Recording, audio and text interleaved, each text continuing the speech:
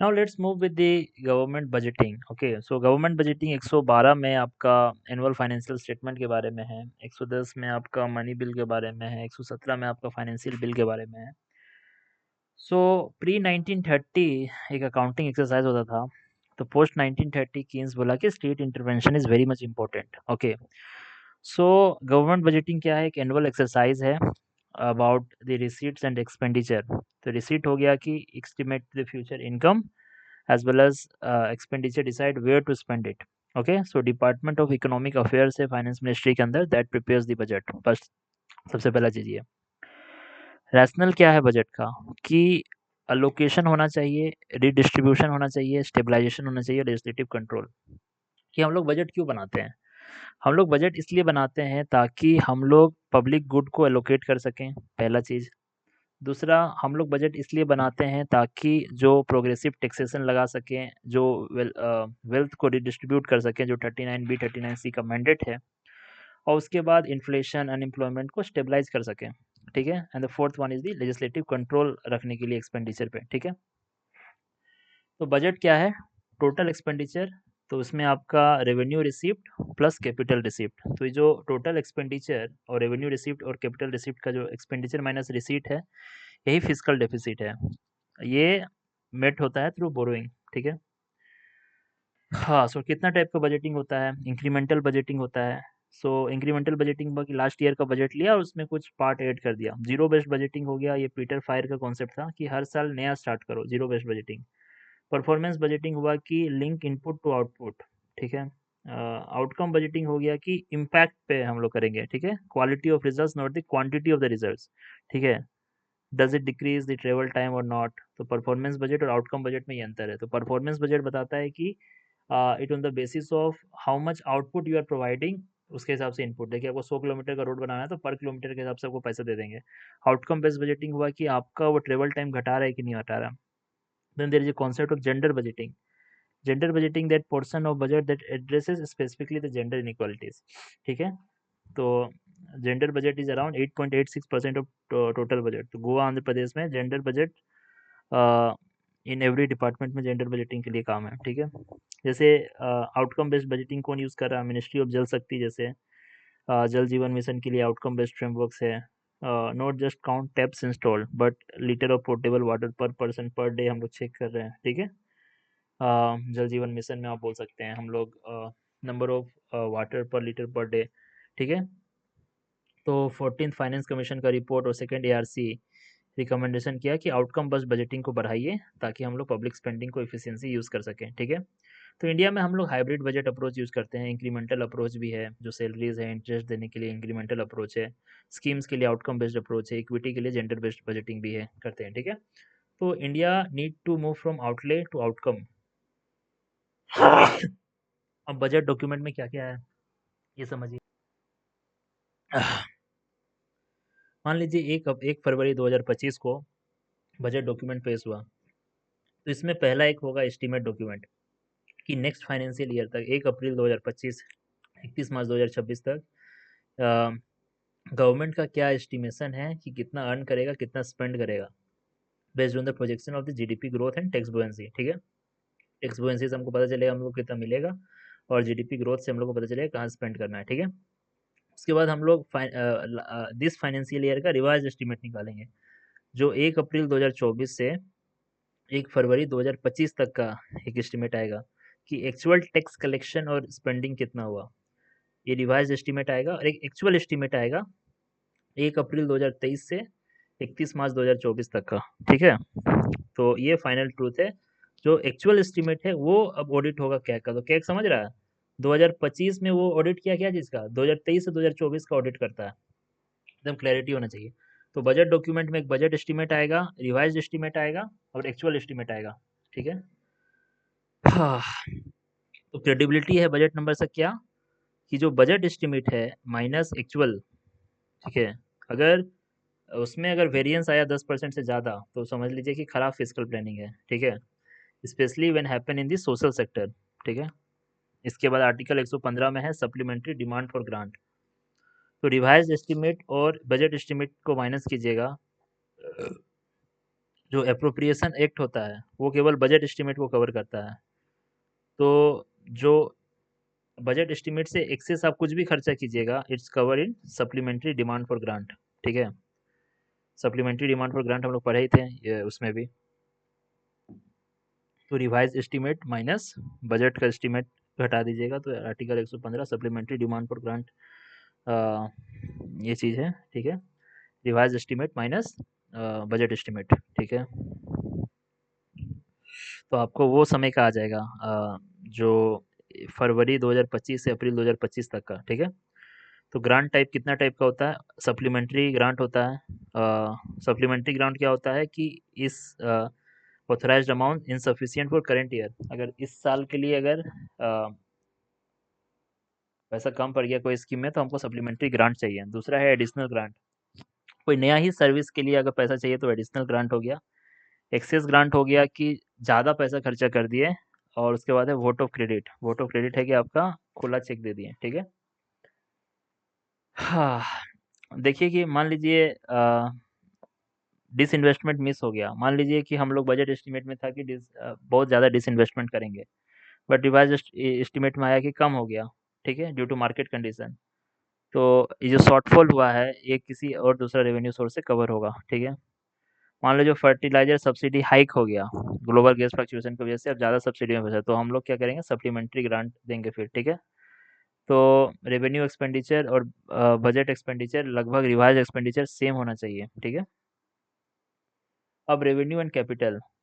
तो आप जो मंथली सैलरी ग्रोसरी बिल दिया जाता है उसको समझिए रेवेन्यू से दिया जाता है, और जो एसेट लायबिलिटी का खर्चा है वो कैपिटल से दिया जाता है। ठीक है, अ, तो रेवेन्यू एक्सपेंडिचर अगर ज़्यादा है तो समझिए कि आप अपना पैसा खा रहे हैं, और ये है ज़्यादा है आपका कैपिटल साइड ज़्यादा है, तो आप फ्यूचर के लिए बचा रहे हैं। ठीक है, तो आप समझते हैं। चलिए, बजट का दो हिस्सा है, तो there is a receipt side and there is an expenditure side. ठीक है, तो बजट में रेवेन्यू और कैपिटल है, तो रेवेन्यू रिसीट और रेवेन्यू एक्सपेंडिचर को समझते हैं। तो रेवेन्यू साइड से आप समझिए वो सारा चीज़ जो कि आप जो रेवेन्यू में क्या समझना है, जो कि कोई एसेट ना क्रिएट करे, ना ही कोई लायबिलिटी को रिड्यूस करे, ये कोई करंट या रिकरिंग ट्रांजैक्शन से डील करें। ठीक है, तो रिसीट में आएगा आपका टैक्स रिसीट और नॉन टैक्स रिसीट। तो आपका जीएसटी हो गया, इनकम टैक्स हो गया, ये टैक्स में आ गया, ये रिसीट हो गया, रेवेन्यू रिसीट हो गया। जो आपको इंटरेस्ट मिला, जो आपको डिविडेंड्स मिलेगा, आपको जो फीस फाइन्स मिलेगा, ये आपका नॉन टैक्स रिसिप्ट में आ जाएगा। रेवेन्यू एक्सपेंडिचर क्या होगा? जो सैलरीज है, जो पेंशन है, जो इंटरेस्ट पेमेंट किए आप, जो सब्सिडीज दिए हैं, जो आप स्टेट्स को ग्रांट इन एड दिए हैं, so they are expenditure. So revenue expenditure में क्या क्या है? क्या सैलरीज है, क्या पेंशन है, क्या इंटरेस्ट पेमेंट हो रहा है, क्या सब्सिडीज दिया जा रहा है। सो they are in the revenue expenditure side. ठीक है, now in the capital side we have capital receipt, we have the डेब्ट एंड नॉन डेब्ट। तो डेब्ट रिसीट में क्या आएगा कि अगर आप गवर्नमेंट सिक्योरिटी से कुछ बोरोइंग किए हैं, ठीक है, तो वो आपका डेब्ट मोड, मतलब आपका डेब्ट में क्रिएट होगा। ठीक है, आप कोई वर्ल्ड बैंक से लोन ले लिए हैं, ठीक है, या आप नॉन डेब्ट रिसीप्ट हो गया कि कोई आपका लोन रिकवरी हुआ। ठीक है, मतलब आपका प्रिंसिपल अमाउंट मिल गया। अगर आपको इंटरेस्ट मिला तो वो नॉन टैक्स रिसीट में जाएगा, और आपको अगर डिसइन्वेस्टमेंट कर लिए या आपका इससे मिल गया पैसा तो आपका नॉन डेट रिसीट में जाएगा।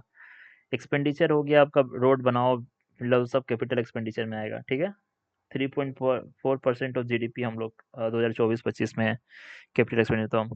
तो अगर बजट में रेवेन्यू एक्सपेंडिचर ज़्यादा है तो वो पॉपुलिस्ट बजट हो जाएगा, कैपिटल एक्सपेंडिचर ज़्यादा है तो डेवलपमेंटल बजट हो जाएगा। ठीक है, हाँ, तो ग्रोस फिक्स्ड कैपिटल फॉर्मेशन कितना है? तो focus of the budget on the high GDP growth. ठीक है, सेकंड है कि अपना जो बजट होना चाहिए वो एसेट मोनेटाइजेशन पे फोकस होना चाहिए रेदर देन डिसइन्वेस्टमेंट। ठीक है, because of the poor market valuation. अगर मार्केट वैल्यूएशन नहीं मिला तो एसेट को मोनेटाइज करो डिसइन्वेस्ट करने से अच्छा। ठीक है, now we talk about government schemes. तो सेंट्रल सेक्टर स्कीम होता है। सेंट्रल सेक्टर स्कीम होता है कि जो 100% सेंट्रल गवर्नमेंट फंडेड है और इम्प्लीमेंट होता है बाय सेंट्रल मिनिस्ट्री।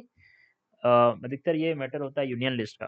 ठीक है, जैसे पीएम किसान योजना, पीएम मुद्रा योजना, ये सब सेंट्रल सेक्टर स्कीम है। मुद्रा योजना, किसान स्कीम। एक है सेंट्रल स्पॉन्सर्ड स्कीम। तो सेंट्रल स्पॉन्सर्ड स्कीम क्या है? ये जॉइंटली फंड होता है, बट इसको स्टेट इम्प्लीमेंट करता है। ठीक है, सेंट्रल स्पॉन्सर्ड स्कीम को कौन करता है इम्प्लीमेंट? जॉइंटली फंड 60-40 का रेशियो में, 90-10 में और 100% यूटी में, ठीक है। तो सेंट्रल स्पॉन्सर्ड में there is a core of the core scheme, 6 scheme है। एक आपका मनरेगा स्कीम है, एक आपका एनएसएपी है। तो नेशनल एनएसएप क्या है, ये कौन सा स्कीम है, national skill assistance programme, national social assistance programme.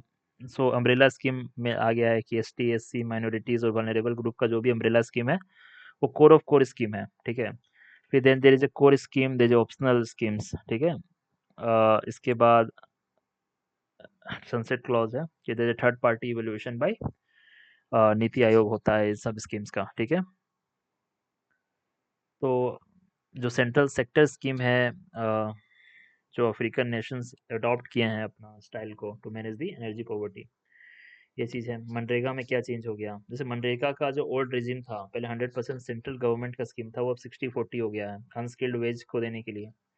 जो मटेरियल और स्किल्ड लेबर के लिए जो खर्चा था पहले 75-25 का रेशियो में था, वो भी 60-40 हो गया है। अब हमारा सारा ही एक्सपेंसेस आपका 60-40 पे आ गया है, ये चीज़ याद रखना है आपको, ठीक है। Core of the core scheme are institutional floor for Indian welfare state. Core of the core scheme क्या है, are the institutional floor for Indian welfare state. Red queen race क्या है, कि state need the scheme most are often the one least able to fund the share. हाँ, red queen race है ये, कि मान लो झारखंड को सबसे ज़्यादा पैसा चाहिए था, तो अब 60-40% में अब झारखंड अपना 40% पूरा ही नहीं पा रहा है, पर उसको ही सबसे ज़्यादा जरूरत था। तो जो 10% है, 40% है, वो बर्डन है, वो भी बर्डन है पूरे स्टेट का, ये तर्क दिया जा रहा है, ठीक है। हाँ, इसके बाद central state relation, because state can refuse to implement the core scheme, ठीक है। कोऑपरेटिव फेडरलिज्म हो सकता है, पीएम श्री जैसे है, ठीक है। हाँ, shift from large number of umbrella scheme has improved efficiency of public spending, इसको एग्जामिन कीजिए। तो हम लोग बोल सकते हैं कि हम लोग सेंट्रल जो स्पॉन्सर्ड स्कीम है उसको 66 से 28 ले आए हैं, कि ये फिजिकल पॉलिसी में ये है। सबसे पहले क्या है, तो इफिशियंसी बढ़ा है, जो हम लोग कन्वर्जेंस कर रहे हैं, सिनर्जी कर रहे हैं, वो ज़रूरी है। जैसे कि हम लोग मिशन पोषण 2.0 ले लीजिए एग्जांपल, इसमें हम लोग आईसीडीएस और आपका पोषण अभियान को जोड़ दिया गया, ठीक है। अब टारगेट क्या है, लैक्टेटिंग मदर को भी होलिस्टिक पैकेज में लाया जा रहा है पोषण 2.0 में, ठीक है। लैक्टेटिंग मदर भी है, जो चिल्ड्रन है वो भी है मिशन पोषण 2.0 में, ठीक है। Then we talk about economies of scale पे खेल सकते हैं हम लोग, सेंट्रलाइज्ड प्रोक्योरमेंट कर सकते हैं, लास्ट माइल कनेक्टिविटी कर सकते हैं, ठीक है। जैसे पीएम आशा स्कीम है, तो पीएम आशा स्कीम में क्या है, तो ये इंटीग्रेट कर लिया है पीएसएस को, पीएसएफ को, private procurement to stabilise the farmer income. अब पीएम आशा स्कीम क्या है, ये सब समझना होगा एक बार। डेटा ड्रिवन मॉनिटरिंग कर सकते हैं पीएफएमएस पोर्टल के थ्रू या एसएनए के थ्रू, ठीक है। रियल टाइम ट्रैकिंग है, डायरेक्ट ट्रांसफर है। सो आउटकम ओवर आउटले, ये पॉइंट आप दे सकते हैं कि आप टेंजिबल सस्टेनेबल डेवलपमेंट ग्रोथ को आप अचीव कर सकते हैं, ठीक है। तो ठीक है भैया, क्या क्या अम्ब्रेला स्कीम वाला में चैलेंजेस की बात कर रहे थे हम लोग कि क्या चैलेंज आएगा अगर अम्ब्रेला स्कीम करेगा, तो अगर लोकल स्पेसिफिसिटी को हम लोग ध्यान ना दें, one size fits all approach समझे, अगर मान ले अम्ब्रेला वाटर साइड स्कीम बनाए तो राजस्थान में क्या जरूरत है, केरला में क्या जरूरत है, वो हम लोग मिस कर जाएंगे। This is the first thing. The second is the administrative overhead आ जाएगा स्टेट पे, ठीक है। तो they require the higher coordination, okay. Now branding और पॉलिटिक्स का इशू चलेगा, कि सेंट्रल ब्रांडिंग जो है क्रिएट करेगा friction in cooperative federalism. So allocation issue है, core of the core scheme जो है ज़्यादा शेयर ले लेगा और बाकी स्कीम में ज़्यादा पैसा नहीं मिलेगा, ठीक है। मिशन शक्ति हो गया, पीएम आशा हो गया, पीएम वत्सालय हो गया। Though we have seen plug leakage improve fund visibility, ठीक है। ये तो मेंस का है, मेंस में देखा जाएगा, ठीक है। An umbrella should not be so heavy that state can not carry it, ये एक पॉइंट होगा। एक सेचुरेशन अप्रोच है, सेचुरेशन अप्रोच बोला जाता है कि हम लोग एक इंडिविजुअल को टारगेट करने के अलावा सारे एलिजिबल इंडिविजुअल्स को टारगेट करेंगे to exclude the exclusion error, ठीक है। तो अब डेफिसिट समझ लेते हैं। तो पहले ये स्कीम्स को एक बार समझ लो कि सेंट्रल सेक्टर स्कीम में क्या क्या है। सबसे पहले पीएम किसान किसान सम्मान निधि जो स्कीम है, ये आपका department of agriculture and farmers welfare है, ठीक है। ये आपको डायरेक्ट 100% 6,000 पर साल 3 इंस्टॉलमेंट में आपको मिलेगा। ठीक है, सारा स्मॉल एंड मार्जिनल फार्मर के लिए, अब सारे लैंड होल्डिंग फार्मर्स के लिए है। ठीक है, it is not for landless agriculture labourers, institutional land holders and income tax payers are excluded. So landless agriculture labourer के लिए नहीं है। So land holding farmer families के लिए है प्रधानमंत्री किसान योजना। ठीक है, इसके बाद है प्रधानमंत्री स्वनिधि। ये आपका स्ट्रीट वेंडर के लिए है, for street vendors to restart livelihoods post pandemic. ठीक है, हाउसिंग एंड अर्बन अफेयर्स का स्कीम था PM Svanidhi. Collateral free call capital loan देगा। इसमें 7% इंटरेस्ट सब्सिडी है टाइमली रीपेमेंट पे। तो अर्बन, पेरी अर्बन और रूरल एरियाज तीनों के लिए है। ठीक है, पीएम विश्वकर्मा योजना। पीएम विश्वकर्मा योजना ट्रेडिशनल आर्टिसन के लिए है। ये भी आपका नोडल मिनिस्ट्री एमएसएमई मिनिस्ट्री है, और ministry of skills and development entrepreneurship और फाइनेंस मिनिस्ट्री के साथ मिलके है। तो 18 ट्रेडिशनल ट्रेड्स को कवर कर रहा है। 15,000 का टूल किट इंसेंटिव है। कोलेटरल फ्री क्रेडिट देगा। 5% का कंसेशन है। 100% स्कीम है। ठीक है, पीएलआई स्कीम है। तो domestic manufacturing by providing financial, तो ये आपका वेरियस, इसका नोडल मिनिस्ट्री क्या है, डीपीआईआईटी। ठीक है, डीपीआईआईटी का फुल फॉर्म क्या है, department of promotion of industries and internal trade, ministry of commerce and industry के अंदर आता है डीपीआईआईटी। तो प्रोडक्शन लिंक्ड इंसेंटिव इसके अंदर आता है। तो इंसेंटिव्स आपको पेड होगा on the basis of productions and sales जो आप अचीव कीजिएगा अबव द बेस ईयर। ठीक है, तो 14 सेक्टर्स है प्रायोरिटी लिंक्ड इंसेंटिव्स में, electronic sectors, pharma sectors, white good sectors. तो we need to create a global champions in share of manufacturing. ठीक है, तो हम पीएलआई स्कीम समझ लिए हैं, विश्वकर्मा योजना समझ लिए हैं, स्वनिधि स्कीम समझ लिए हैं, आपका प्रधानमंत्री किसान योजना समझ गए हैं, ये प्रधानमंत्री श्रम योगी मानधन। तो श्रम योगी मानधन क्या है, ये आपका कंट्रीब्यूटरी पेंशन स्कीम है फॉर अनऑर्गेनाइज्ड वर्कर्स। ठीक है, तो 18 से 40 तक के लिए। So minimum assured pension of 3,000 per month आपको मिलेगा, 3,000 पर मंथ 60 साल के बाद। ठीक है, तो 50-50 है, तो सेंट्रल गवर्नमेंट 50 आधा कंट्रीब्यूशन करेगा, आधा आपका आपको कंट्रीब्यूशन करना होगा। ठीक है, अगर आप ईपीएफओ के अंदर, ईसीआईएस के अंदर या एनपीएस के अंदर नहीं आ रहे हैं, तो आप प्रधानमंत्री श्रम योगी मानधन के अंदर रहिएगा। ठीक है, जनमन योजना है, ये भी आपका पीवीटीजीज के लिए है, मिनिस्ट्री ऑफ ट्राइबल अफेयर्स। तो वन धन विकास केंद्र मल्टीपर्पज सेंटर बनाएगा। ठीक है, सिचुएशन कवरेज के लिए बात है। इसमें स्वामित्व स्कीम है, तो स्वामित्व स्कीम आपका मिनिस्ट्री ऑफ पंचायती राज है। स्वामित्व बेसिकली क्या कर रहा है, records of right to village household owners by issuing property cards. Property card सबको इशू कर रहा है, लैंड पार्सल को मैप कर रहा है। ठीक है, तो प्रॉपर्टीज को एज ए फाइनेंशियल एसेट दे सकता है। ठीक है, तो स्वामित्व स्कीम। ठीक है, survey of villages and mapping with improvised technology in village areas. ठीक है, इसके बाद भारत नेट है। भारत नेट जो है आपका यूनिवर्सल सर्विस ऑब्लिगेशन फंड है। तो 2.5 लाख ग्राम पंचायत को हाई स्पीड इंटरनेट से कनेक्ट करने का है BharatNet. Rural broadband connectivity programme है ऑप्टिकल फाइबर से। ठीक है, मिनिस्ट्री ऑफ कम्युनिकेशंस का प्रोग्राम है। ठीक है, एमपी लेड स्कीम है, ये मॉस्पी का स्कीम है। इसमें एमपी को develop recommend developmental work in the constitution based on the local needs. 5 crore per MP को पर साल मिलता है, नॉन लैप्सेबल है। If this funds are not use this year they are carry forward. MP recommend करेगा, the district authority is the responsible for sanctioning executing the project. ठीक है, अब हम लोग बात करते हैं डेफिसिट का। तो पहला चीज होता है रेवेन्यू डेफिसिट, और एक रेवेन्यू डेफिसिट क्या होता है, revenue expenditure minus revenue receipt. ठीक है, इफेक्टिव रेवेन्यू डेफिसिट क्या होगा, तो revenue deficit minus grant for creation of capital asset, तो इफेक्टिव रेवेन्यू डेफिसिट है। फिजिकल डेफिसिट क्या है, टोटल एक्सपेंडिचर माइनस जो आपका रेवेन्यू रिसीव्ड आया वो, total expenditure minus revenue received minus आपका जो नॉन डेट कैपिटल रिसिप्ट है।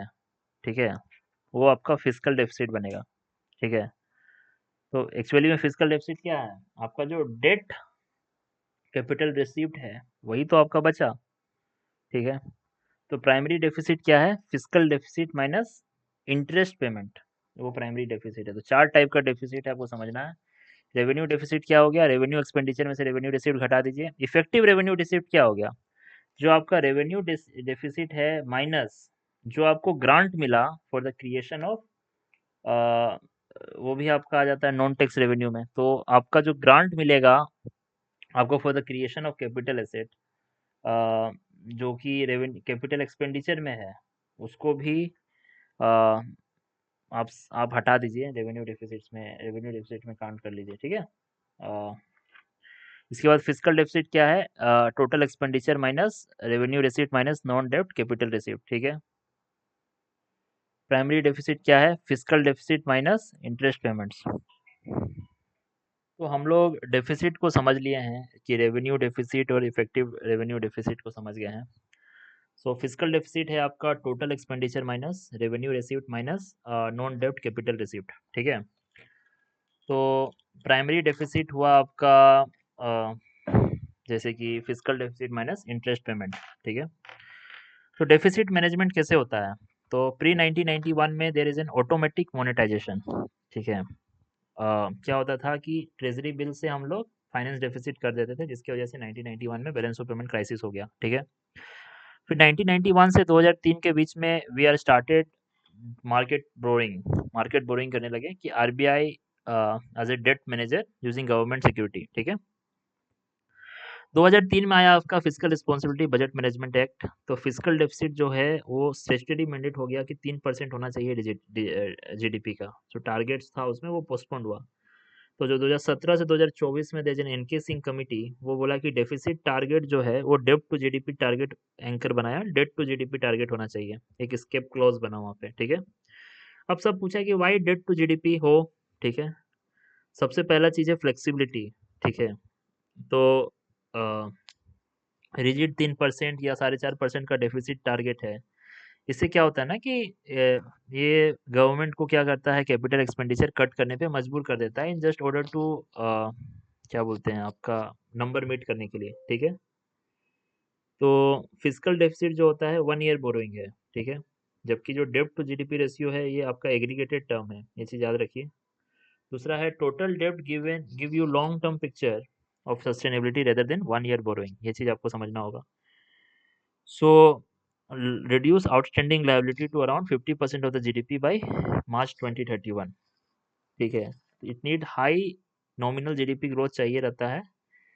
अगर ग्रोथ स्लो रहेगा तो डेब्ट टू जीडीपी राइज करेगा, ये चीज़ हमेशा समझ के रखिए। तो डेफिसिट मैनेजमेंट को भी हम लोग किस तरह से चेंज किए हैं उसका अप्रोच समझना होगा कि 1991 से पहले जहां हम लोग ऑटोमेटिक मोनेटाइजेशन करते थे, उसके बाद हम लोग मार्केट बोरोइंग करने लगे,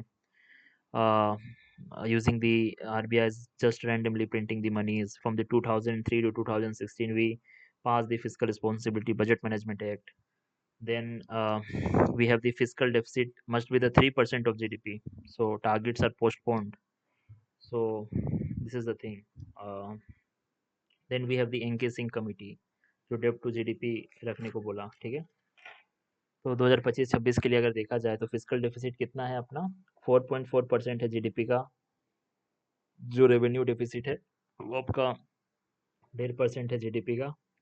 सो we have debt to GDP जो रेशियो है वो आपका 56.1% है सेंटर का, ठीक है। कैपिटल एक्सपेंडिचर आपका 3.4% है जीडीपी का। तो ऐसा एक रफली आइडिया होना चाहिए कि कैपिटल एक्सपेंडिचर कितना है, is around 3.4% of GDP. Revenue deficit है around 1.5% of GDP. Physical deficit है अराउंड 4.4% ऑफ जीडीपी, ठीक है। So the current policy is the balanced approach, ठीक है। So we are not slashing the deficit blindly. Okay, this is the first thing. Now we are doing a fiscal consolidation exercise. Fiscal consolidation exercise to reduce the debt. तो इसका पहला चीज क्या है कि we are front loading capex, ठीक है। Front loading capex मतलब क्या है कि कैपिटल एक्सपेंडिचर में कि केवल डिफिसिट को हम लोग स्लैश नहीं कर देंगे सीधे, क्योंकि इसे रिसेशन आ सकता है। तो फिजिकल कंसोलिडेशन इज द तरीका कि डेब्ट को रिड्यूस करेंगे, क्राउडिंग इन करेंगे, high multiplier effect asset creation करेंगे, रेवेन्यू बुओयेंसी जैसे जीएसटी एआई ड्राइवन से टैक्स कंप्लायंस करेंगे, ज़्यादा इनकम इंक्रीज करवाएंगे without raising tax rate. Quality पे फोकस करेंगे, प्राइमरी डेफिसिट को घटाएंगे, देयरफॉर जो current governance is not being funded by डेब्ट, ठीक है। सब्सिडीज़ को रेशनलाइज़ करेंगे, ठीक है। DBT direct benefit transfer saturation models करेंगे, एसेट्स को मोनेटाइज करेंगे, ये सब कर सकते हैं, ठीक है। फोकस क्या होना चाहिए कि रेवेन्यू डेफिसिट घटे, because if borrowed money is use, ठीक है, high quality capex, the deficit is in investment in future not burden. तो कैपेक्स में अगर डेफिसिट है, कैपिटल एक्सपेंडिचर की वजह से डेफिसिट आ रहा है, तो is an investment in future not burden. But revenue deficit है तो उसको हम लोग को घटाना होगा, ठीक है, ये चीज़ हमको समझना है। जैसे क्वेश्चन अगर पूछते हैं कि अगर रेवेन्यू रिसिप्ट किसी देश का 3 लाख करोड़ है, ठीक है, रेवेन्यू एक्सपेंडिचर 3.5 लाख करोड़ है, तो रेवेन्यू डेफिसिट कितना होगा? Simply revenue expenditure minus revenue receipt कर दो, हो जाएगा, आंसर आ गया। अब इसमें पूछ रहा है कि भैया फिजिकल डेफिसिट कितना है। फिजिकल डेफिसिट क्या हुआ? टोटल आपका कैपिटल एक्सपेंडिचर और रेवेन्यू एक्सपेंडिचर को जोड़ दो, minus revenue receipt, minus non tax receipt, minus non tax receipt, और आपका एक है और जो आपका डेप्ट, ये हो जाएगा ना, नॉन डेप्ट रिसिप्ट जो हो जाएगा, जो रिकवरी ऑफ लोन से आपने लिया है, ठीक है। प्राइमरी डेफिसिट हो जाएगा आपका physical deficit minus primary deficit क्या होगा, माइनस जो आप इंटरेस्ट पेमेंट किए, तो इंटरेस्ट पेमेंट 1.5 लाख करोड़ ये हो सकता है, ठीक है। Why is deficit bad? कोई पूछे कि भाई डेफिसिट खराब क्यों है, ये आप समझिए वेज एंड मींस एडवांसेस के बारे में। तो वेज एंड मींस एडवांसेस क्या है कि एक टेम्पोरेरी लोन फैसिलिटी है from RBI to manage the mismatch between the receipt and expenditure. तो जो वेज एंड मींस एडवांसेस आपको मिलेगा, ये आपको 90 दिन के भीतर आपको पे करना होता है। वेज एंड मींस एडवांसेस आपका रेपो रेट पे चार्ज होता है, और अगर 90 दिन से ज़्यादा आप ओवरड्राफ्ट करते हैं तो आपको रेपो प्लस 2% इंटरेस्ट करके पे करना होगा, ये है आपका। तो एफआरबीएम एक्ट क्या है? तो एफआरबीएम एक्ट है कि आपका जो फिजिकल डेफिसिट है वो 3% होना चाहिए, डेब्ट टू जीडीपी रेशियो 60% होना चाहिए, 40% सेंटर का, 20% स्टेट का, ठीक है। स्केप क्लॉज है कि एक्सट्रीम सिचुएशन पे आपको 0.5% का डेविएशन दिया जाएगा। फिजिकल डेफिसिट है और डेब्ट टू जीडीपी रेशियो, ठीक है। सस्टेनेबल डेब्ट मैनेजमेंट का बात हो रहा है। तो सस्टेनेबल डेब्ट मैनेजमेंट क्या होता है कि you will pay interest and principal without needing to be bailed out और defaulting while you have still have enough money for development। ये हुआ आपका सस्टेनेबल डेब्ट मैनेजमेंट। तो interest rate minus growth differential. So अगर एवरेज इंटरेस्ट रेट जो है it is greater than the GDP growth, तो डेब्ट to GDP will go on increase, ठीक है, ये आप समझ के रखिए, ठीक है। तो जो आपको फ्यूचर जनरेशन के पास आपके पास जाना होगा, ठीक है, तो हमेशा जो ग्रोथ रेट है आपका that should be greater than the average interest rate, ठीक है। तो जो डेब्ट टू जीडीपी है it will fall over the time, ठीक है। So there is state level divergence. State level जैसे पंजाब, वेस्ट बंगाल, जहाँ पे इंटरेस्ट रेट ज़्यादा है, सो ग्लोबल अगर जहाँ पे आपका इंटरेस्ट रेट ज़्यादा है ग्रोथ रेट से, जैसे यूरो जोन में ड्यू टू एजिंग पॉपुलेशन, और वहाँ हाई इंटरेस्ट रेट है due to fight inflation. So solution क्या है? Primary surplus, spend less than earn, ठीक है, वही है कि आप कम खर्चा कीजिए जितना आप अर्न कर रहे हैं, ठीक है। तो आप अगर जापान का डेट टू जीडीपी देखिएगा 250% है, वो सस्टेनेबल है बिकॉज वहाँ पे रेट ऑफ इंटरेस्ट लगभग जीरो है, ठीक है। तो इसलिए हम लोग ये नहीं कह सकते कि 80% इज ऑलवेज बेड। तो फिजिकल डिसिप्लिन इज नीडेड कि not too much relies on growth cohesion, because if any shock cause G down डेब्ट बिकम्स टाइम बॉम्ब,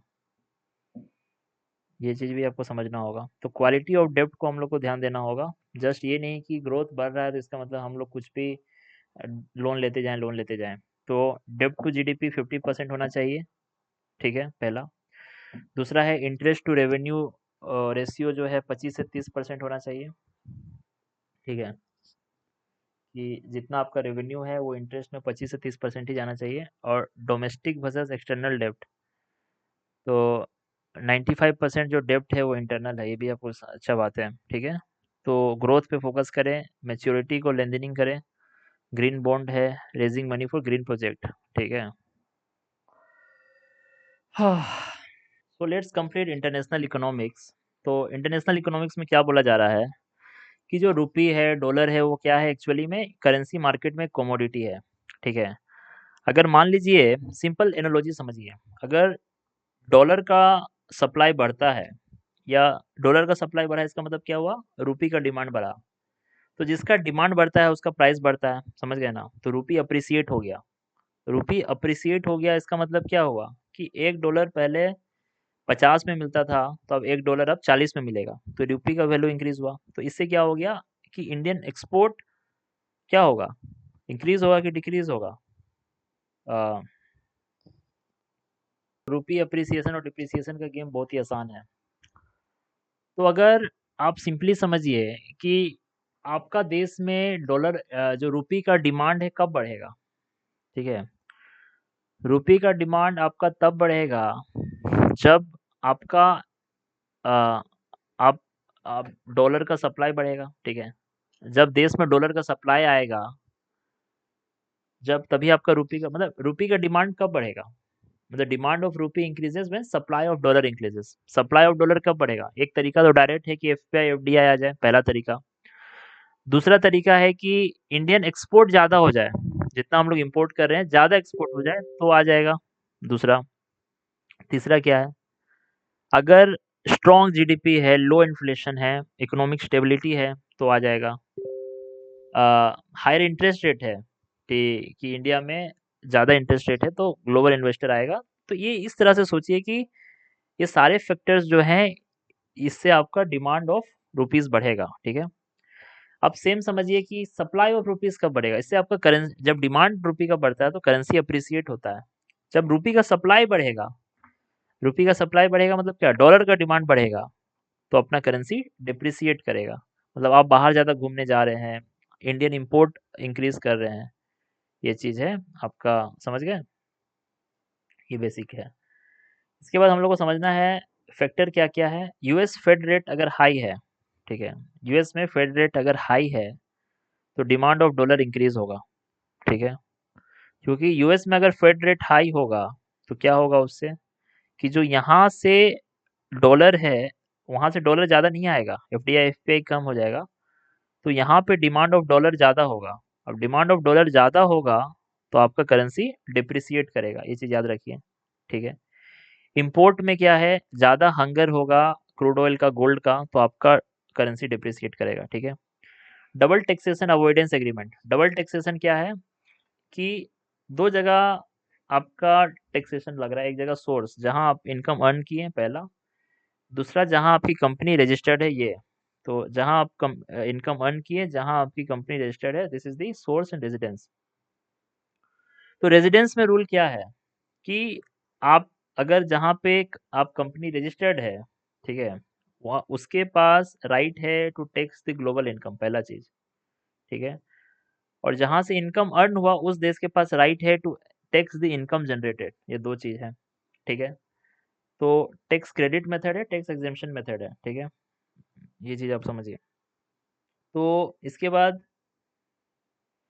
हाँ, सो इंडिया में टैक्स अगर आपको अगर डीटीए का करना है किसी फॉरेन कंपनी का, तो परमानेंट एस्टेब्लिशमेंट होना चाहिए, सबसे पहला चीज़ ये है। तो हम लोग समझते हैं बेस इरोजन क्या होता है। बेस इरोजन क्या है कि जो आपका टैक्स बेस है किसी हाई टैक्स कंट्री में, उसको आप घटा दीजिएगा, ठीक है, तो वो बेस इरोजन हुआ। now the second is the profit shifting.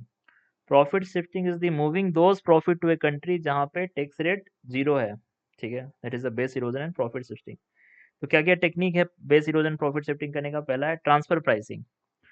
Transfer pricing में क्या होता है कि मान लो अ, क्या होगा कि जो एक कंपनी वन है जो कि मॉरिशस में है, वहाँ पे वो प्रॉफिट शो किया, ठीक है, प्रॉफिट शो किया, और क्या किया कि अपना ही एक सब्सिडरी है जो कि कंपनी टू इंडिया में रजिस्टर्ड है, वो उसको ज़्यादा दाम में अपना एक प्रोडक्ट बेच दिया। तो अब वो क्या करेगा, यहाँ पे लॉस शो कर दिया, क्योंकि ये हाई टैक्स रिजीम है। तो लो टैक्स रिजीम में आप प्रॉफिट दिखा दिए तो भी आपको टैक्स नहीं लगा, हाई टैक्स रिजीम में आप लॉस दिखा दिए, वहां भी आपको टैक्स नहीं लगा, ठीक है। तो पहला चीज ट्रांसफर प्राइसिंग। दूसरा है थिन कैपिटलाइजेशन। थिन कैपिटलाइजेशन क्या है, instead of equity parent company क्या करेगा, लोन दे देगा at very high interest rate, ठीक है। अब जो इंडियन ब्रांच होगा उसका, वो इंटरेस्ट पे करेगा जिससे उसका टैक्सेबल प्रॉफिट घट जाएगा, ठीक है। ट्रांसफर प्राइसिंग, थिन कैपिटलाइजेशन हो गया। ट्रीटी शॉपिंग क्या होता है? ट्रीटी शॉपिंग हुआ आपका, एक सेल कंपनी आप टैक्स हेवन में बनाए और पैसा अपना बाईपास कर दिए, सेम चीज हुआ, ठीक है। तो अब डबल टैक्सेशन अवॉइडेंस एग्रीमेंट हुआ, तो इसके लिए बहुत सारा सोल्यूशन है, ठीक है। तो पहला है एक नेक्सस रूल। नेक्सस रूल क्या होता है कि जो इंडिया यूज करता है कि जैसे मान लीजिए जो परमानेंट इस्टेब्लिशमेंट है, तो आप उसका रेजिडेंस रूल को हिसाब करके आप उसका ग्लोबल प्रॉफिट पे टैक्स लगा सकते हैं, ठीक है। तो India can tax Google from their global profit based on the revenue generated from Indian user, मतलब इंडियन यूजर से उसको जो ग्लोबल प्रॉफिट हुआ उस पर टैक्स लगा दिया, ठीक है। नीड टू रिवाई, अब इक्विलाइजेशन लिवाई रिमूव करना होगा टू यूज दिस, ठीक है। बिकॉज आपको सिग्निफिकेंट इकोनॉमिक प्रेजेंस प्रूव करना होगा, ठीक है। इसका दूसरा सोल्यूशन है ग्लोबल मिनिमम टैक्स 15%, ठीक है। अगर मॉरिशस 5% या कोई टैक्स हेवन में कम टैक्स लगाता है तो आपको होम कंट्री टैक्स लगा लेगा, ठीक है। तो पहला है आपका जनरल एंटी अवॉइडेंस रूल है, ठीक है। इसमें क्या है कि जो IT department can see through the transaction if जिसका पर्पस सिर्फ टैक्स अवॉइडेंस है, ठीक है। तो एक टैक्स इवेजन होता है, एक टैक्स अवॉइडेंस होता है, ठीक है। उसको डीटीए का बेनिफिट नहीं मिलेगा, तो जीएआर है। दूसरा है इक्वलाइजेशन लेवी। इक्वलाइजेशन लेवी क्या होता है कि जो डिजिटल ई कॉमर्स सर्विसेज है उस पर 6% का टैक्स लगता है, ठीक है। तो अगर नेक्सस रूल के तहत आप करते हैं तो आपको इक्वलाइजेशन लेवी हटाना होगा, ठीक है। तो कंट्री बाय कंट्री रिपोर्टिंग करना होगा लार्ज एमएनसीज को, ठीक है। तो जो टैक्स ट्रांसपेरेंसी है, ये इसमें आपको क्या दिमाग, अभी अभी नॉर्मल टर्म क्या चल रहा है कि कंपटीशन से कोऑपरेशन की ओर जा रहे हैं हम लोग। एक जगह कंपटीशन क्या होता है कि जहाँ कौन देश कट कर रहा है टैक्स, अब हम लोग कोऑपरेशन के एक हर देश एक फ्लोर सेट करेगा, ठीक है। तो फिजिकल प्रेजेंस सिर्फ नहीं होगा, सिग्निफिकेंट इकोनॉमिक प्रेजेंस भी होना चाहिए, ये चीज है, ठीक है। अब बैलेंस ऑफ पेमेंट क्या है? बैलेंस ऑफ पेमेंट क्या है? Is nothing but the record of transaction between the resident of country and the rest of world. तो ये जो बैलेंस ऑफ पेमेंट उसको बोलते हैं कि जो रिकॉर्ड ऑफ ट्रांजेक्शन हुआ कि जो कंट्री का रेजिडेंट और रेस्ट ऑफ वर्ल्ड से, that is the balance of payment.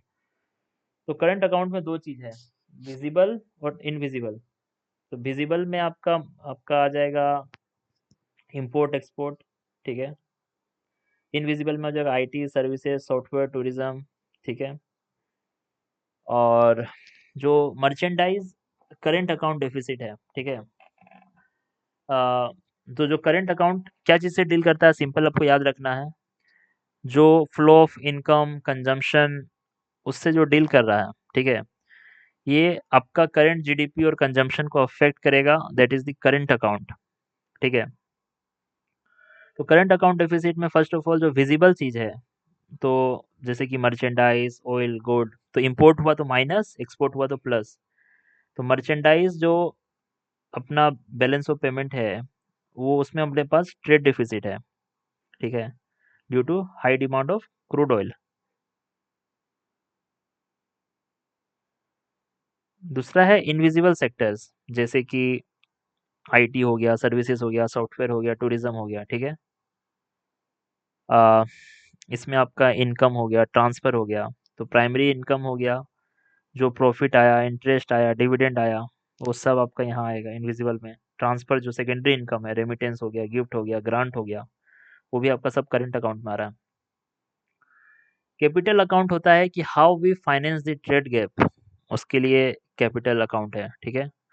तो आइदर आपके पास पैसा आएगा फॉरेन इन्वेस्टमेंट से, एफडीआई से, एफपीआई से, ठीक है, लोन से, एक्सटर्नल कमर्शियल बोरिंग लीजिए, या आप सॉवरेन डेब्ट लीजिए, ठीक है, या आप बैंकिंग कैपिटल से, एनआरआई डिपॉजिट से, ठीक है। तो आप बेसिकली समझिए कि जो करंट अकाउंट है that is the trade gap that you are creating. Trade gap जैसे उसमें विजिबल हो गया through your merchandise, oil, gold. Invisible हो गया आपका आईटी सर्विसेज, जो आपका प्राइमरी इनकम है, सेकेंडरी इनकम है, वो आपका इनविजिबल करंट अकाउंट हो गया। कोई भी टाइप का जो ट्रेड गैप आप करंट अकाउंट से किए हैं और जो उसको फिल करने के लिए जो आप फाइनेंसिंग चीजें अपनाए, वो that is a capital account. तो बैलेंस ऑफ पेमेंट क्या होता है कि current account plus capital account, उसमें इरर ओमिशन जोड़ दीजिएगा तो दैट शुड बी जीरो। अगर बैलेंस ऑफ पेमेंट सरप्लस है, तो कैपिटल इनफ्लो अगर ज़्यादा है आपका करंट अकाउंट डेफिसिट से, तो कैपिटल इनफ्लो अगर ज़्यादा है करंट अकाउंट डेफिसिट से, तो फॉरेक्स रिजर्व प्लस में रहेगा, ठीक है। तो अगर बैलेंस ऑफ पेमेंट डेफिसिट है, अगर कैपिटल इनफ्लो कम है than the current account deficit से, तो आप समझिए फॉरेक्स रिजर्व जाएगा आपका, ठीक है। मतलब कैपिटल अकाउंट जितना पैसा आ रहा है आपका for financing the trade gap, तो करंट अकाउंट डेफिसिट अपने आप में बैड नहीं है। आपको देखना होगा कि वो फाइनेंस कैसे हो रहा है। If it is financed by FDI, it is financed by FPI. अगर एफपीआई से फाइनेंस हो रहा है तो that is vulnerable, taper tantrum वाला केस हो सकता है। जैसे इंडिया में जो करंट अकाउंट डेफिसिट है इट्स अराउंड 0.9% जीडीपी, ठीक है। तो ठीक है, तो अपना जो फॉरेक्स है इज अराउंड 710 बिलियन डॉलर का है, 710 बिलियन डॉलर का फॉरेक्स रिजर्व है, ठीक है। तो इंडिया का जो इंक्लूजन हुआ है जेपी मोर्गन इंडिसेस में, तो ये स्टेबल कैपिटल बता रहा है, कैपिटल अकाउंट है, तो अच्छा फॉरेन फंड आ रहा है, तो वोलेटाइल इक्विटी में डिपेंडेंस हम लोग का कम है, ये चीज़ बोलना चाह रहा है, ठीक है। हाँ, तो रेमिटेंस अपना शॉक एब्जॉर्बर है, तो ग्लोबल प्राइस बढ़ा है। तो फॉरेक्स में अपना क्या क्या होता है, फॉरेन करेंसी एसेट होता है, गोल्ड होता है, एसडीआर होता है, रिजर्व ट्रेंच पोजीशन भी होता है, ठीक है। रिजर्व ट्रेंच पोजीशन क्या होता है, तो रिजर्व ट्रेंच पोजीशन होता है कि specific portion of members country का जो कोटा है आईएमएफ के अंदर, जो इमीडिएटली और अनकंडीशनली मीट किया जा सकता है for balance of payment needs के लिए, तो वो आरटीपी है। तो उसमें वैल्यूएशन इफेक्ट भी है कि अगर मान लीजिए यूरो डॉलर से बढ़ा तो अपना फॉरेक्स रिजर्व बढ़ जाएगा, तो फॉरेक्स इस तरह से भी बढ़ता है, ठीक है। अब मार्केट को समझते हैं कैसा कैसा है। तो there is a fixed currency market, ठीक है। फिक्स्ड करेंसी मार्केट क्या है, जिसका डिमांड बढ़ेगा वो स्ट्रांग होगा, सिंपल सा नियम है। हाँ, so the first thing is the fixed currency market. So fixed currency market क्या है कि गवर्नमेंट और सेंट्रल बैंक जो है डिसाइड करेगा वैल्यू ऑफ करेंसी, ठीक है। फिक्स्ड करेंसी मार्केट क्या है, गवर्नमेंट या सेंट्रल बैंक डिसाइड करेगा वैल्यू ऑफ करेंसी। पहला है fixed currency market. Fixed currency market क्या है कि जहाँ पे गवर्नमेंट या सेंट्रल बैंक जो है करेंसी का वैल्यू डिसाइड करेगा, ठीक है। So demand of dollar increases, तो आपका रूपी वीक हो जाएगा, डिप्रिसिएट हो जाएगा। अगर रूपी वीक हो रहा है तो इससे अपना इंपोर्ट महंगा हो जाएगा। क्यों हुआ रूपी महंगा, अगर देश में ज़्यादा इंपोर्ट हो रहा है, ज़्यादा लोग बाहर ट्रेवल कर रहे हैं, बहुत ज़्यादा डेब्ट रिपेमेंट हो रहा है, इससे अपना डॉलर रूपी वीक हो रहा है। सप्लाई ऑफ जो सप्लाई ऑफ डॉलर इंक्रीज होगा, क्या फॉरेन इन्वेस्टमेंट होगा, रेमिटेंस होगा, एक्सपोर्ट होगा, तब ठीक है। इन फिक्स्ड करेंसी सिस्टम में अगर डिमांड ऑफ डॉलर ज़्यादा है in greater than supply of dollar से, तो बैलेंस ऑफ पेमेंट क्राइसिस आ जाएगा, ठीक है। तो आपको क्या करना होगा, डिवैल्यूएशन करना होगा, ठीक है। Lower the value of currency, ठीक है। $1 40 है तो $1 अब 60 का होगा।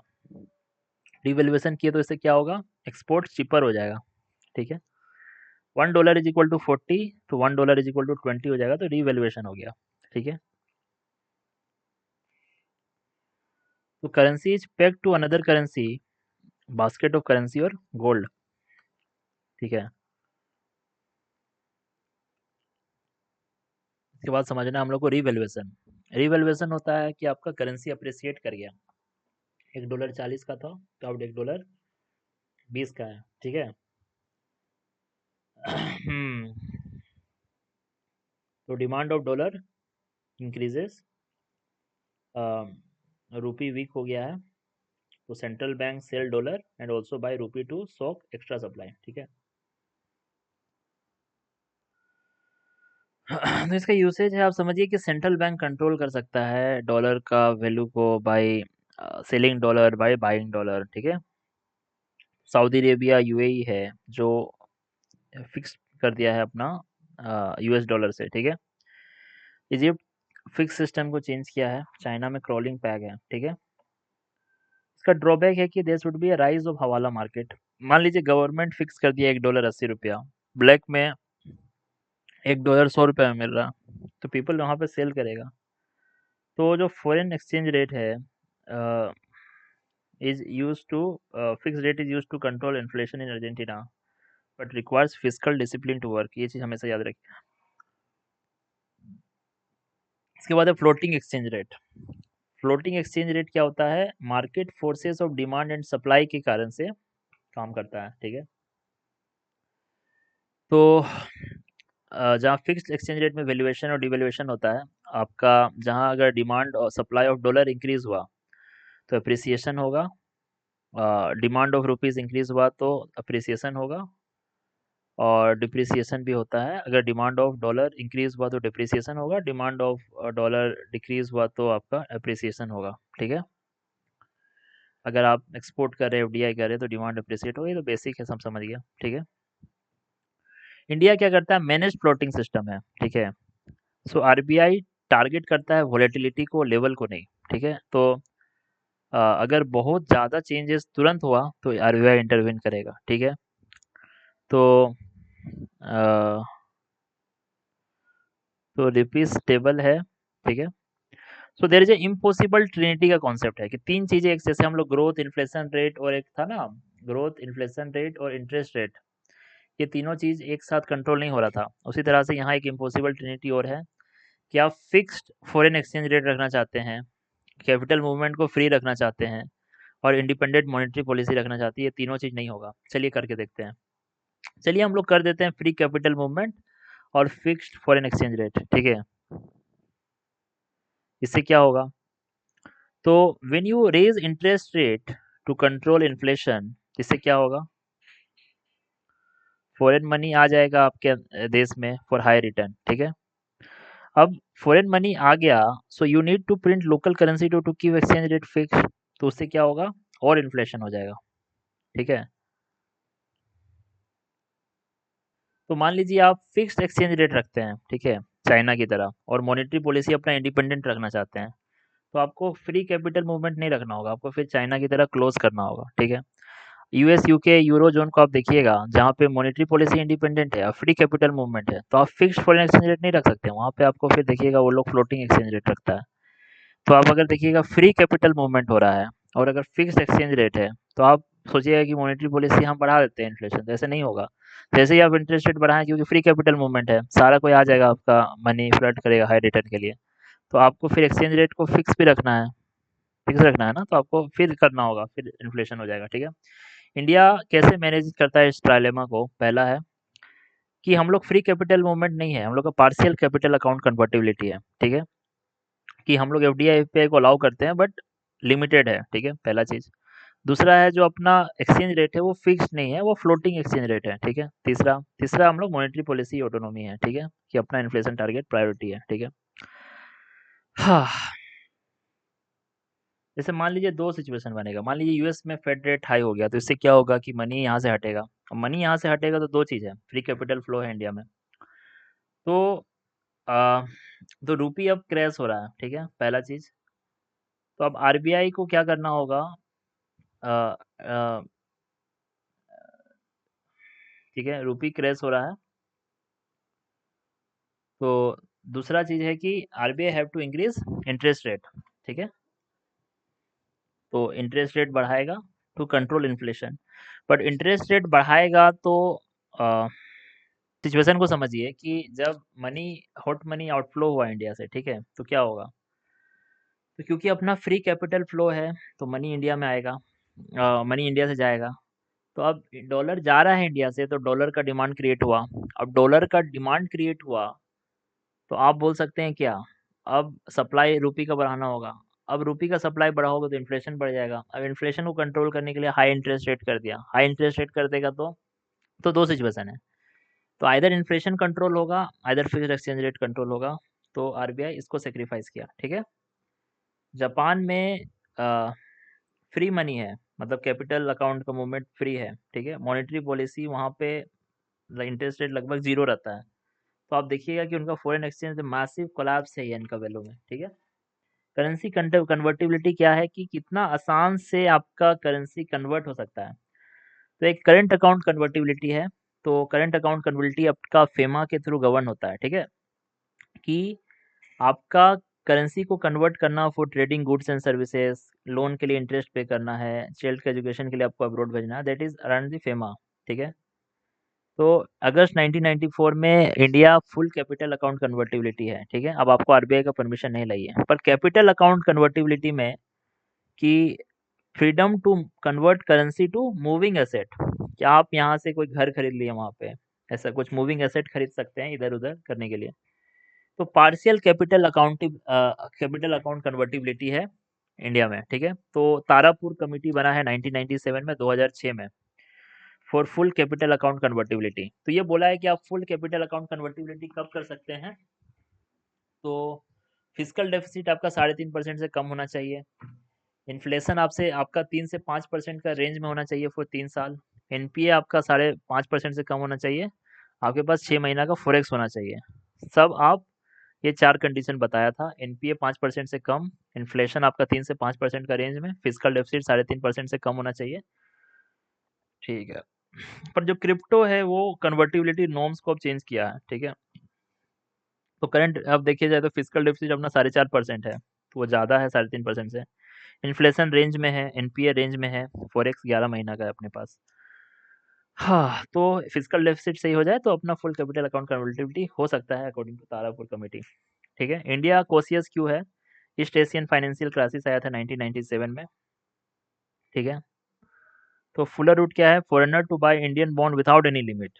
तो यहाँ पे इंडिया में क्या है कि आप फॉरेनर्स पे कोई लिमिट नहीं है, इंडियन बॉन्ड मार्केट में इन्वेस्ट कीजिए जितना करना है। ठीक है।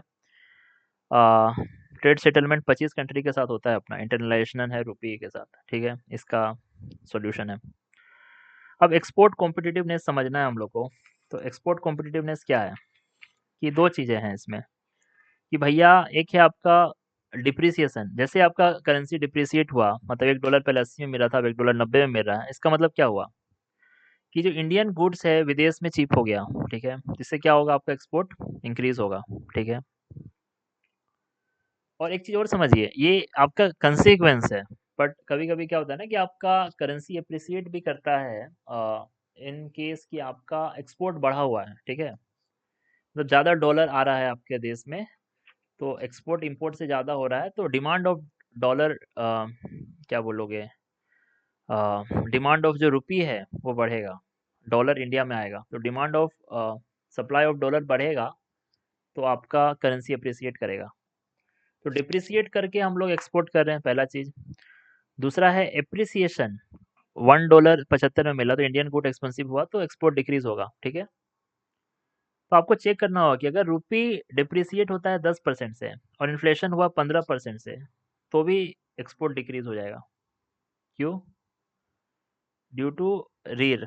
तो नीर और रीर क्या होता है, तो नीर क्या है, weighted average of rupee against the basket of currency net effective exchange rate. ठीक है। रीर क्या है, उसको इन्फ्लेशन से आप रियल टाइम एडजस्ट कर दीजिए नीर को। ठीक है। मतलब बेसिकली बोला जा रहा है कि आपका डिप्रिसिएशन इन्फ्लेशन को बीट अगर कर रहा है तो एक्सपोर्ट तो भी डिक्रीज होगा। ठीक है। तो इंडियन एक्सपोर्ट एक्सपेंसिव होगा। ठीक है। तो जे कर्व इफेक्ट आपको समझना होगा। जे कर्व बोला जा रहा है कि इन शॉर्ट रन में जो वीकर करेंसी है वो एक्सपोर्ट को बूस्ट नहीं करने वाला है, क्योंकि ट्रेड कॉन्ट्रैक्ट पहले से बन चुका है। ठीक है। पहले ट्रेड डिफिसिट होगा, फिर इंपोर्ट बिल इम्प्रूव होगा। ठीक है। अब 1997 में समझिए जो फाइनेंशियल क्राइसिस आया था उसमें क्या हुआ था। ठीक है। जो टाइगर इकोनॉमीज में दिक्कत क्या आया था कि एफपीआई पुल हो गया था, तो जो सप्लाई है वो आपका जो घट गया था, और उसके बाद क्या हुआ कि इंटरेस्ट रेट डिक्रीज हुआ, तो मनी सप्लाई डिक्रीज हुआ तो ग्रोथ भी डिक्रीज हो गया। ठीक है। दूसरा है आपका अर्जेंटीना क्राइसिस।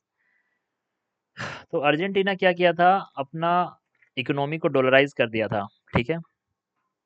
तो फिक्स्ड एक्सचेंज रेट था, तो बैंक जो था, बैंक के पास लैक ऑफ डॉलर है। ठीक है।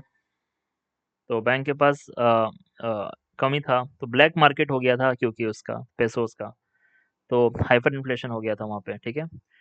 तो फिक्स्ड एक्सचेंज रेट रखा था वो लोग, और कैपिटल फ्लो ये रखा था, तो बाकी जितना भी कैपिटल आया उसको ब्लैक मार्केट में चला गया, तो हाइपर इन्फ्लेशन हो गया। ठीक है। श्रीलंका में जो क्राइसिस हुआ वो सिमिलर था, वो फिक्स एक्सचेंज रेट था विदाउट फॉरेक्स, क्योंकि आपके पास फॉरेक्स नहीं है उसको कंट्रोल करने के लिए, तो हाइपर इन्फ्लेशन हुआ। ठीक है। 2013 में टेपर टेंट्रम हुआ था। ठीक है। तो depreciation is always good for export when you export have high import intensity, ठीक है।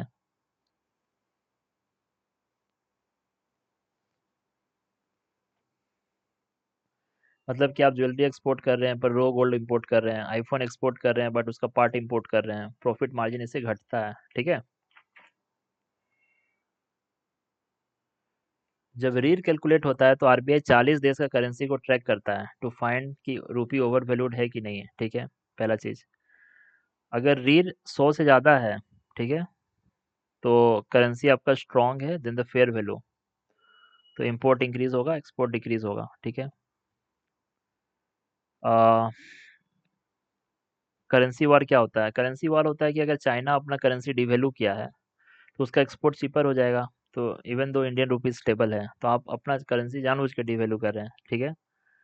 तो instead of relying on competitive depreciation, focused on structural competitiveness, कि लोअर लॉजिस्टिक कॉस्ट करें, हायर लेबर प्रोडक्टिविटी करें, ये सब करके हम लोग कॉस्ट बढ़ाएं, ठीक है। Then we talk about global reserve currency. तो ग्लोबल रिजर्व करेंसी क्या है? हाँ, ग्लोबल रिजर्व करेंसी क्या है? ट्रस्ट, पहला है कि एक ट्रस्ट हो जिसमें जो स्टेबल हो करेंसी, वैसा ही करेंसी ट्रस्ट पहला है। पेट्रो डॉलर रिसाइकलिंग 1970 के बाद से, लिक्विडिटी जो सबसे ज़्यादा लिक्विड हो, सेफ हेवन हो, यूएस ट्रेजरी बॉन्ड हो गया। ब्रेटन वुड लेगेसी है कि डॉलर गोल्ड से पैग हो गया और बाकी सब कोई डॉलर से पैग किया, ठीक है। तो 1971 में ये लिंक ब्रोक हो गया, ठीक है। तो ग्लोबल रिजर्व करेंसी, तो dollar is a global reserve currency है कि नहीं, इस पे चर्चा करने के बाद हो सकता है, ठीक है। अगर करेंसी अप्रिसिएट होता है, ठीक है, इफ करेंसी अप्रिसिएट, तो क्या होगा? किसको किसको फायदा होगा, किसको किसको नुकसान होगा? अगर करेंसी अप्रिसिएट करता है तो जो एक्सपोर्टर है उसको नुकसान होगा, इम्पोर्टर को फायदा होगा। आ, तो अगर करेंसी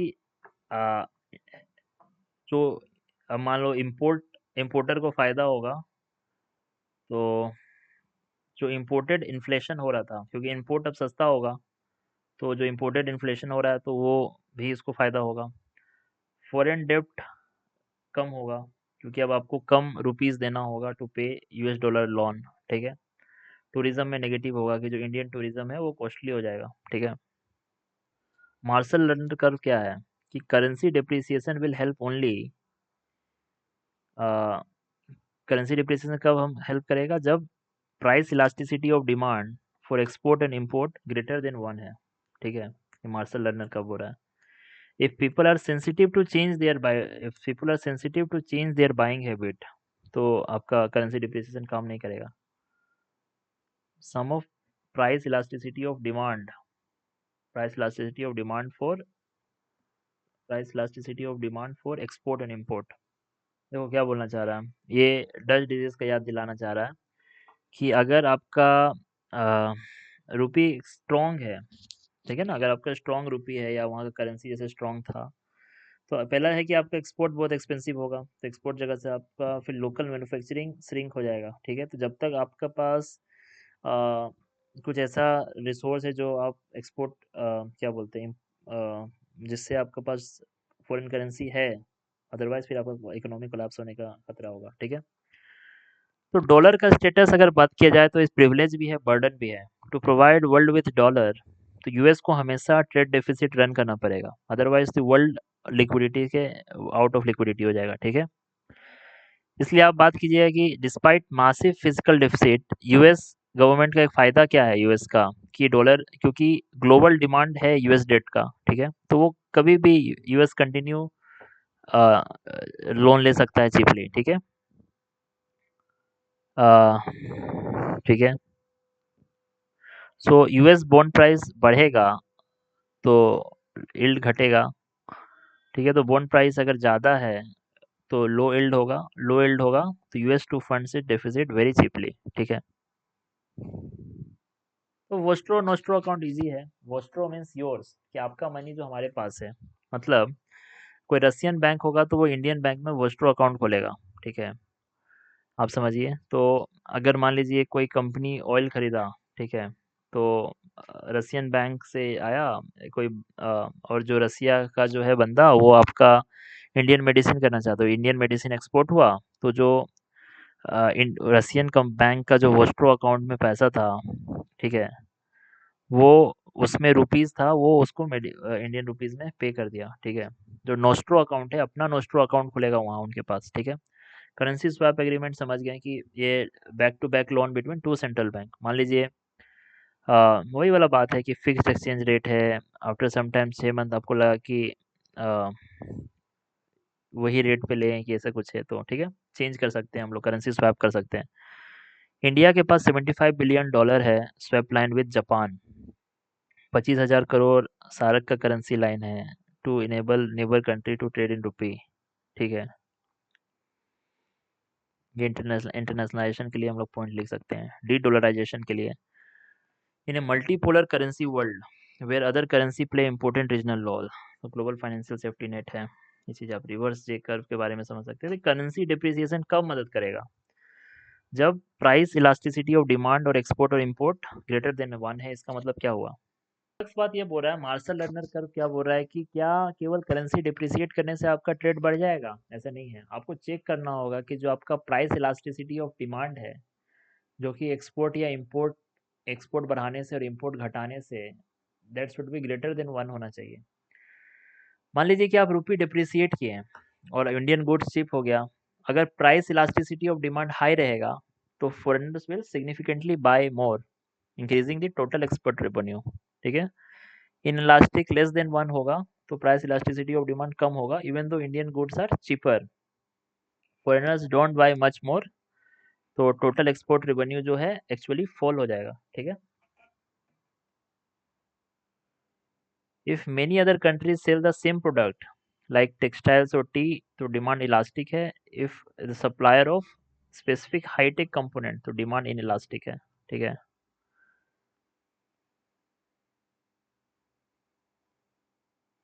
समझिए कि जो सिर्फ रटने का थोड़ी ना है, कि इसको समझना होगा इकोनॉमिक्स को, कि लग्जरी गुड्स हमेशा इलास्टिक होगा, ठीक है।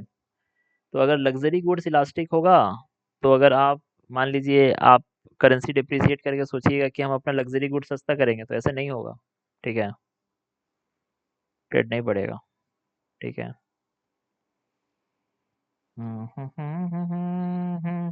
नहीं नहीं, ट्रेड बढ़ जाएगा फिर, क्योंकि लग्जरी गुड का इलास्टिसिटी तो पॉजिटिव है ना। मतलब जो इन इलास्टिक हो गया लेस देन 1 है, तो उसको आप डिप्रिसिएट करके कुछ नहीं कर सकते। सोचिए कि आप बढ़ा देंगे कोयला का, ये ये हाईटेक कंपोनेंट का, ठीक है।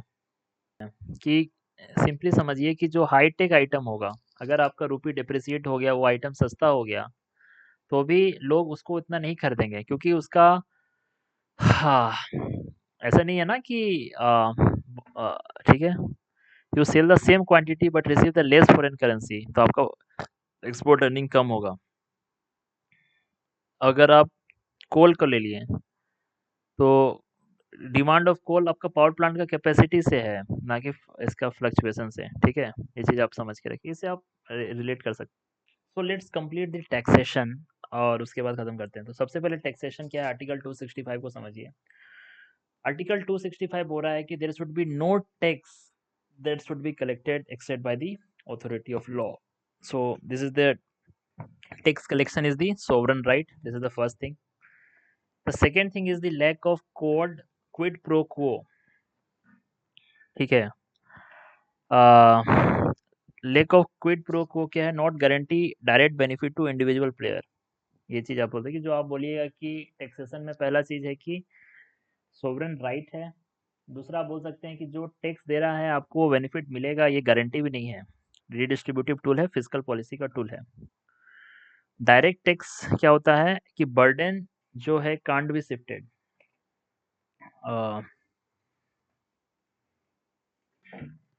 ठीक है, बर्डन कांट बी शिफ्टेड। जो डायरेक्ट टैक्स है मुझे ही पे करना होगा गवर्नमेंट को, जैसे इनकम टैक्स हो गया, कॉर्पोरेट टैक्स हो गया, कैपिटल गेन टैक्स हो गया, ठीक है। तो कॉर्पोरेट टैक्स अपना 15% है, ठीक है। तो डायरेक्ट टैक्स बोयंसी है अपना, बढ़ा है, ये चीज़ आप बोल सकते हैं। गोल क्या है अपना, कि जो डायरेक्ट टैक्स को बढ़ाना है, इनडायरेक्ट टैक्स को घटाना है, क्योंकि इनडायरेक्ट टैक्स जो है इन्फ्लेशनरी है, ठीक है। Levied on goods and service, GST हो गया, कस्टम ड्यूटी हो गया, एक्साइज ड्यूटी हो गया, कार्बन बॉर्डर टैक्स हो गया, सेल टैक्स हो गया, ये सब आपका इनडायरेक्ट टैक्सेस है। ये रिग्रेसिव होता है, ये प्रोग्रेसिव है, ठीक है।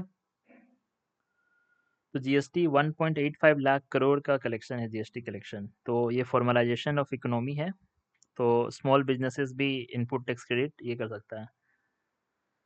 तो लाफर कर्व हम लोग समझे, फिलिप्स कर्व हम लोग समझे, आपका अनएम्प्लॉयमेंट और इसके बीच का रिलेशन, इन्फ्लेशन और अनएम्प्लॉयमेंट के बीच का रिलेशन, ठीक है। और लेफर कर्व हो गया आपका टैक्स रेवेन्यू और टैक्स रेट का रिलेशन, ठीक है, कि ज़्यादा टैक्स रेवेन्यू होगा अगर कम टैक्स रेट हुआ तो। टैक्स बेस क्या होता है? टैक्स बेस होता है आपका टोटल अमाउंट ऑफ एसेट जिस पे गवर्नमेंट टैक्स लगा सकता है, वो टैक्स बेस है। तो 6% ऑफ इंडियंस जो है इनकम टैक्स पे करता है, ये चीज़ है। टैक्स बुएंसी क्या है कि tax collection increases with GDP growth, ठीक है। तो टैक्स बुएंसी है। टैक्स इलास्टिसिटी क्या है? Tax collection change with respect to tax rate changes. अगर टैक्स रेट चेंज हुआ तो टैक्स कलेक्शन में कितना चेंज आ रहा है, ये जानने वाला बात है, that is the tax elasticity. और टैक्स जीडीपी ग्रोथ से कितना टैक्स कलेक्शन इंक्रीज हो रहा है, that is the tax buoyancy, ठीक है। So let's talk about direct tax. तो डायरेक्ट टैक्स क्या होता है कि जो अपना टोटल इनकम है उसमें से डिडक्शन को घटा दोगे into tax rate plus cess is the direct tax, ठीक है। डायरेक्ट टैक्स पता चल गया। इनकम टैक्स क्या है कि आपका जो टोटल इनकम है ऑफ इंडिविजुअल्स का, या हिंदू यूनाइटेड फैमिली का, उस पे इनकम टैक्स लगता है, ठीक है। जो न्यू रिजाइम है वो टैक्स रेट कम किया है, बट सारा डिडक्शन रिमूव कर दिया है न्यू इनकम टैक्स पॉलिसी में, ठीक है, ताकि जो टैक्स लिटिगेशन है कम हो सके। इसका पीछे का लॉजिक यही था। सरचार्ज क्या है? Extra tax on tax for high income, ठीक है। तो सेस और सरचार्ज दोनों ही सेंटर रखता है आर्टिकल 271। तो सेस क्या है? Tax for specific purpose cess है, ठीक है। टैक्स लेने के लिए जरूरी कंडीशन क्या है कि you should have the resident for the country. 182 दिन से ज़्यादा होना चाहिए आपको रेजिडेंट, फिजिकल प्रेजेंस होना चाहिए, ठीक है। टैक्स आपका नेट टैक्सेबल इनकम पे लगेगा, ठीक है। इनसाइड 3.0 है कि एआई टूल मैच करेगा कि आपका जो लाइफस्टाइल आपका टैक्सेशन स्लैब्स के साथ मैच कर रहा है कि नहीं कर रहा है, ठीक है। 22% फाइलिंग में इंक्रीज हुआ है। सेकंड है आपका कॉर्पोरेट टैक्स। तो इनकम टैक्स हो गया, कॉर्पोरेट टैक्स हो गया कि net profit on company operating in India. Significant मतलब कॉर्पोरेट टैक्स का भी वही नियम है कि आप जो कंपनी है इंडिया में ऑपरेट हो रहे, तो रेजिडेंस रूल है, जो सोर्स रूल है। तो सोर्स रूल रेजिडेंस रूल क्या बोल रहा है कि आप अपना ग्लोबल इनकम पे लगा सकते हैं, रेजिडेंट है आप, रेजिडेंस कंपनी है यहाँ के तो। और अगर सोर्स सोर्स रूल है तो आप यहाँ पे जो कमाए हैं उस पे टैक्स लगा सकते हैं, ठीक है। हाँ, तो कॉर्पोरेट टैक्स है कि एग्जिस्टिंग कंपनी हुआ तो 22% टैक्स लगेगा, और न्यू मैन्युफैक्चरिंग यूनिट रहा तो 15% टैक्स लगेगा, ठीक है। आ, ये डिक्रीज किया गया है तो कैपिटल फ्लाइट डिक्रीज करने के लिए, क्राउड इन प्राइवेट इन्वेस्टमेंट करने के लिए, ठीक है। इसके बाद है मिनिमम अल्टरनेट टैक्स। तो मिनिमम अल्टरनेट्स क्या है कि जीरो टैक्स कंपनी शो कर रही है उसके लिए 15% आपको देना ही होगा टैक्स, ठीक है। फिर कैपिटल गेन टैक्स क्या है? कोई भी कैपिटल एसेट को सेल कीजिएगा, जैसे स्टॉक हो गया, बॉन्ड हो गया, फाइनेंशियल एसेट हो गया, या नॉन फाइनेंशियल एसेट भी, रियल एस्टेट, गोल्ड, तो आपको उस पर टैक्स देना होगा। तो short term capital gain tax high होता है, long term capital gain tax low होता है, ठीक है। तो लॉन्ग टर्म कितना होता है? तो जो लिस्टेड इक्विटी या म्यूचुअल फंड होता है ना, उसके लिए 12 महीना है, बाकी सबके लिए 2 साल का होता है आपका long term capital gain tax. तो अभी हम लोग को समझना होगा कि इंडेक्सेशन रिमूव हो गया है, ठीक है। इंडेक्सेशन क्या होता है? तो बेसिकली इंडेक्सेशन क्या है ना कि आप कोई भी ओल्डर प्रॉपर्टी को अगर आपको बेचना है तो उसका रेट क्या है कि अगर आपको इंडेक्सेशन के साथ विदाउट इंडेक्सेशन बेचना है तो 12.5% का टैक्स लगेगा, और अगर आप इंडेक्सेशन के साथ बेचना चाहते हैं तो 20% टैक्स लगेगा। तो बेसिकली बोलना चाह रहा है कि जब बहुत पुराना प्रॉपर्टी आप सेल कीजिएगा ना, तो उसको आज करंट का इन्फ्लेशन रेट के हिसाब से अप्रिसिएट कर दिया जाता है, ठीक है।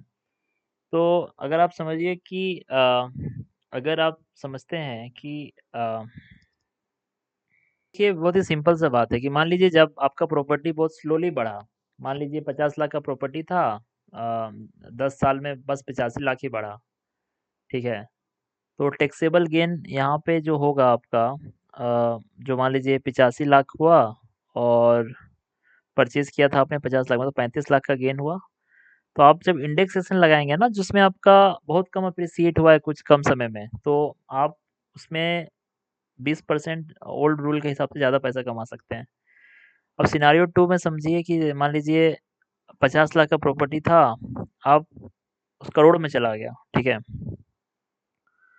अब नया रूल के हिसाब से आपको फ़ायदा किसमें, तो आपको करेंसी बहुत ज़्यादा एप्रिसिए अगर कुछ भी आपका जो एसेट है बहुत ज़्यादा एप्रिसिएट हुआ है, तो मतलब सिंपल थंब रूल मानिए कि इंडेक्सेशन आपको फ़ायदा तब दिलाएगा जब आपका वैसा एसेट हो जो कि बहुत लंबे समय में बहुत कम एप्रिसिएट हुआ हो, ठीक है? तब आप इंडेक्सेशन के साथ पुराना वाला जो रूल है ना, उसके साथ बेच दीजिए, ठीक है?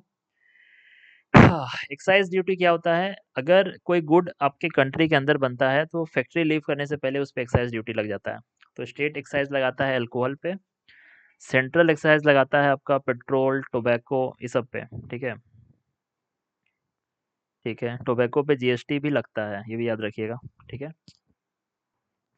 तो स्टेट एक्साइज़ लग रहा है आपका अल्कोहल पे, सेंट्रल एक्साइज़ लग रहा है आपका पेट्रोल पे, टोबैको पे, ठीक है? हाँ, तो आपका अल्कोहल और पेट्रोल जो है ना, वो आउट है। क्यों? जीएसटी रेजिम से, क्योंकि स्टेट का रेवेन्यू 25 से 30% यहीं से आ रहा है। ये आपका change price instantly, no need to ask GST council, ठीक है? सोशल डिटरेंट है, इसमें कभी भी टैक्स लगा सकते हैं, ठीक है? तो पेट्रोल और अल्कोहल समझ लिया, पेट्रोल और तंबाकू समझ लिया, ठीक है?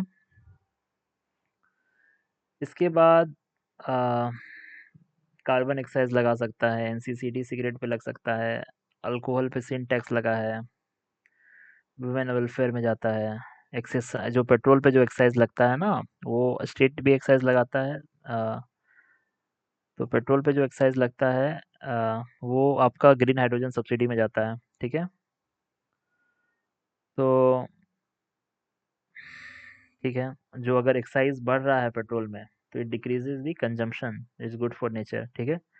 इंक्रीज कॉस्ट ऑफ लॉजिस्टिक्स, और एक्सपोर्ट जो होगा हम लोग का लेस कॉम्पिटिटिव होगा, ठीक है? एक्साइज का ये संबंध समझ के रखिए।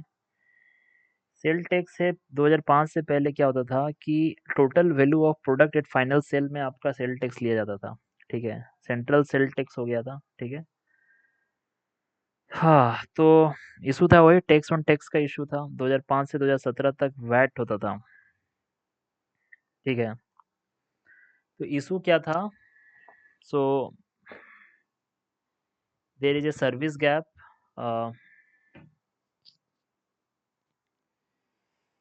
हाँ, चलो ठीक है, खत्म करो भाई।